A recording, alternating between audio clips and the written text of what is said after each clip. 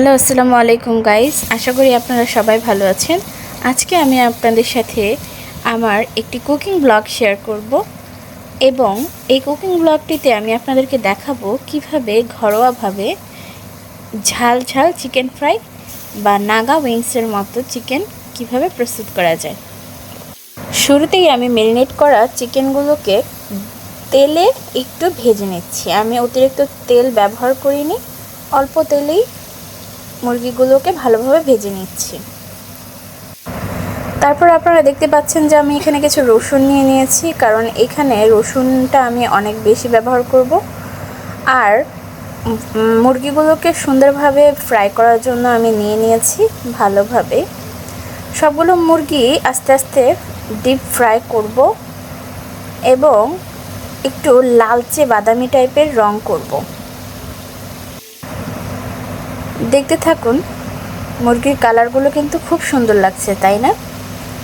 আসলে আমি অতটা রান্না করতে জানি না, তারপরেও চেষ্টা করি মাঝে মাঝে বিভিন্ন রেসিপি নিজে থেকে বানিয়ে সেগুলোকে খাওয়ার এবং পরিবারের সাথে শেয়ার করার। এখন আমি শুরুতেই যে রসুন এবং পেঁয়াজগুলোকে সুন্দরভাবে কেটে রেখেছিলাম সেগুলো অল্প একটু তেলের মাঝে ছেড়ে দেব। ছেড়ে দিতে দিতে একটু নাড়াচাড়া করব। এখানে আমি চুলার আঁচটিকে সর্বোচ্চ পরিমাণে রেখেছি। আপনারা চাইলে একটু কমিয়ে বাড়িয়ে নিজের মতো নিয়ন্ত্রণ করে রান্নাবান্না করতে পারেন। দেখুন কি সুন্দরভাবে জিনিসগুলো হচ্ছে। যাই হোক, ভিডিও করা এবং রান্না করা ব্যাপারটা খুব টাফ। আর আমি আসলে প্রফেশনালভাবে ভিডিও করি না, র্যান্ডমলি যখন মনে চায় তখন এই ভিডিওগুলো করি। আস্তে আস্তে চেষ্টা করছি যেন আমি ভিডিওগুলোতে রেগুলার হতে পারি। আর এরপরে দেখুন, আমি এখানে টমেটো সস দিয়েছিলাম।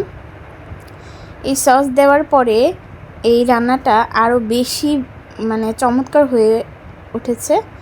সসগুলো খুব জোরে জোরে ফুটতেছিল, যেটা দেখে আমার ভয় লাগতেছিল। যাই হোক, এখন আপনারা দেখবেন পরের পদক্ষেপ।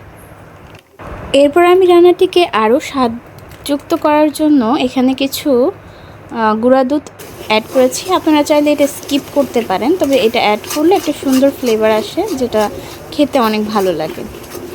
এরপর আপনারা দেখতে পাবেন যে আমি যে ভেজে রাখা মুরগিগুলো সেগুলো এই সুন্দরভাবে ম্যারিনেট করা বা যাই হোক ওইটার মধ্যে সুন্দরভাবে আমি ঢেলে দিয়েছি এবং এখানে আরও কিছুক্ষণ এটাকে আস্তে আস্তে নেড়ে চেড়ে রান্নাবান্না করতে হবে। যদিও এটা অলরেডি 80% কুকড। এরপরে সবচেয়ে বেশি গুরুত্বপূর্ণ সেটা হচ্ছে চিলি ফ্লেক্স। যেহেতু এটা হচ্ছে একটি ঝাল মাংস, সুতরাং এখানে ঝালটাই মেন।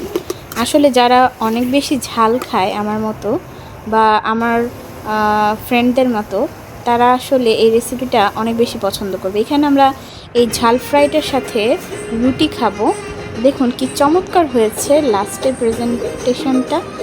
আর সবাই খেয়ে অনেক মজা বলেছিল, আর আমরা সবাই মিলে খুব আনন্দ সহকারে রেসিপিটা উপভোগ করেছিলাম। এখানে রসুনের কোয়াগুলো খুব মজা লাগতেছিল। আশা করি আপনারাও বাসায় এই রেসিপিটা ট্রাই করবেন। যদিও রুটি ভাজতে গিয়ে আমি একটু উল্টাপাল্টা করে ফেলছি, তারপরও আসলে অনেক মজা হয়েছিল। ওই দিনটা আমাদের সবার মনে থাকবে।